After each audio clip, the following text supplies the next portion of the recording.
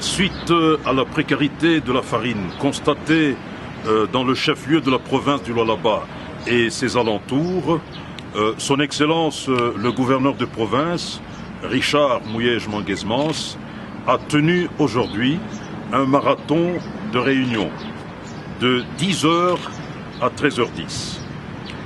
Il a d'abord dirigé le Conseil des ministres, qui a été suivi par le Conseil de sécurité, suivi de la réunion avec des étudiants et leurs responsables, et terminé par une autre réunion, celle avec des creuseurs et leurs responsables. À l'ordre du jour de toutes ces réunions, un seul point a été traité. Il s'agit de la précarité de la farine de maïs dans le chef-lieu de la province du Lualaba et leurs alentours. Les échanges qui se sont déroulés au cours de toutes ces réunions ont convergé vers l'adoption des mesures pour la mise sur pied de 3 commissions. La première se rendra en République sud-africaine pour des contacts avec des maisons commerciales qui fourniront de la farine de maïs pour le marché local. La deuxième commission, en ce qui concerne la deuxième commission, il était prévu qu'il soit organisé une campagne de maïs pour récolter de la farine ou de graines de maïs, dans la mesure où les administrateurs de territoire auront fait état des produits agricoles à acheminer vers les centres de consommation. Hélas, il s'avère, après récolte de diverses informations, qu'il n'y a pas de stock dans les territoires, de stock de produits agricoles à acheminer vers les centres de consommation, notamment ici à Kolwezi. La troisième commission a visé à soutenir l'intérêt des paysans pour l'agriculture. Elle visera également à améliorer l'état des routes de desserte agricole et à organiser un atelier avec des opérateurs miniers pour qu'à la réunion du 15 mars prochain, l'option soit prise pour que les miniers confient les travaux agricoles à des fermiers sous-traitants. Son Excellence le gouverneur est revenu sur un point qu'il faut souligner ici, c'est que la situation que nous connaissons aujourd'hui est le résultat de plusieurs années de distraction, aussi bien de la part des dirigeants politiques que de la part de la population. De quoi s'agit-il? Au cours des années antérieures, nous savons qu'à l'époque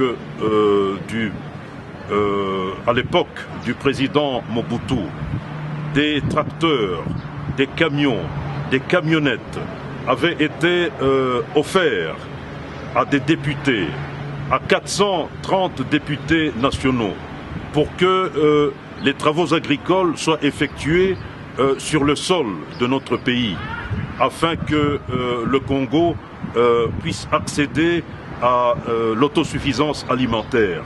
Nous connaissons ce qui avait été connu comme résultat. Les démarches attendues n'avaient pas été effectuées et les travaux agricoles non plus, ce qui fait que nous n'avons pas appliqué la politique pouvant nous assurer une certaine autosuffisance alimentaire.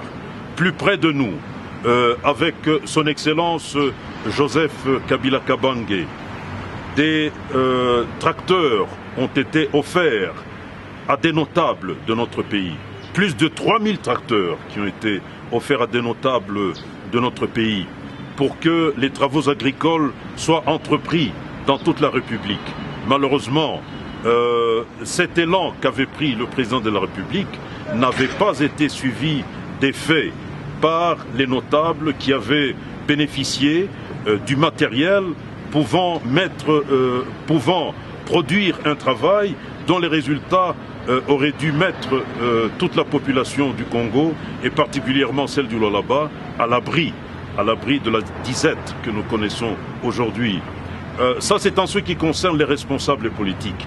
Mais en ce qui concerne nous, les masses populaires, nous savons que nous avons une certaine attitude, un certain comportement que nous développons vis-à-vis des produits importés et vis-à-vis des produits locaux. En ce qui concerne la farine de maïs, la tendance que nous avons, nous, les masses populaires, c'est celle de préférer la farine de maïs importée à celle produite localement. Tous ces facteurs ont contribué aux résultats auxquels nous sommes arrivés aujourd'hui. Donc en fait, nous voulons tout simplement dire à notre population que des efforts sont entrepris actuellement par rapport aux solutions urgentes, mais nous devons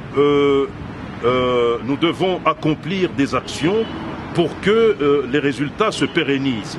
Donc en dehors des solutions immédiates qui peuvent nous profiter, nous devons penser à l'avenir en mettant sur pied des structures de travail, des structures agricoles qui pourront assurer